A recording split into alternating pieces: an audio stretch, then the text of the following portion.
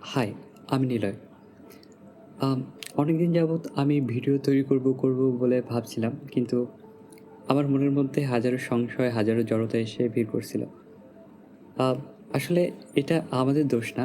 আমরা যখন নতুন কোনো কিছু তৈরি করতে যাই বা নতুন কোনো কিছু করতে যাই, তখন স্বভাবতই আমাদের মস্তিষ্ক আমাদেরকে অস্বস্তি অনুভব করায়।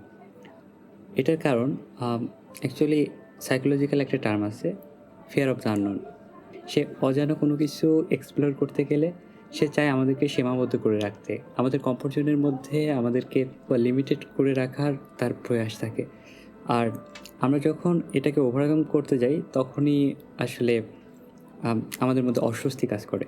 কিন্তু আম আমরা যদি এই অস্বস্তিটাকে কাটিয়ে একবার আইস ব্রেকিং পয়েন্টটাকে ওভারকাম করতে পারি, তাহলে একটা স্বাভাবিক মোমেন্টামের মতো সেই নতুন জিনিসটা আবার আমরা করতে শুরু করি।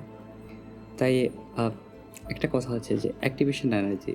কোনো নতুন কাজ শুরু করার ক্ষেত্রে অ্যাক্টিভেশন এনার্জি একটু বেশি লাগে। যেমন কোনো রকেট নিচ থেকে যখন উপরে ওঠে, তখন তার ১ম প্রয়োজনীয় এনার্জির পরিমাণ বেশি হয়।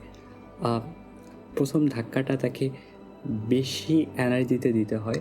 আর একবার সে যখন তার মোমেন্টামটা পেয়ে যায়, তখন সে তার একটা স্বাভাবিক মোমেন্টামে চলতে থাকে। তাই আমরা কোনো নতুন কাজ শুরু করতে গেলে আমাদের আইস ব্রেকিং পয়েন্টটা ওভারকাম করতে হবে। ওভারকাম করার পর আমাদের মধ্যেও একটা স্বাভাবিক মোমেন্টাম চলে আসবে। তাই আম আপনি যদি কোনো কাজ শুরু করতে চান, এখনই শুরু করে ফেলুন।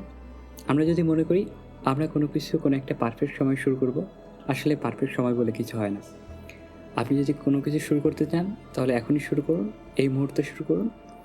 আর আপনার আইস ব্রেকিং পয়েন্টটা ভেঙে ফেলুন। দেখবেন কিছুদিনের মধ্যেই আপনার ওই কাজের আগে যে অস্বস্তি আসতো, আগে যে জড়তা থাকতো, সেই জড়তাটা কেটে যাবে। শুরু করাটাই কঠিন। একবার শুরু করুন, দেখবেন সবকিছু বদলে যাবে।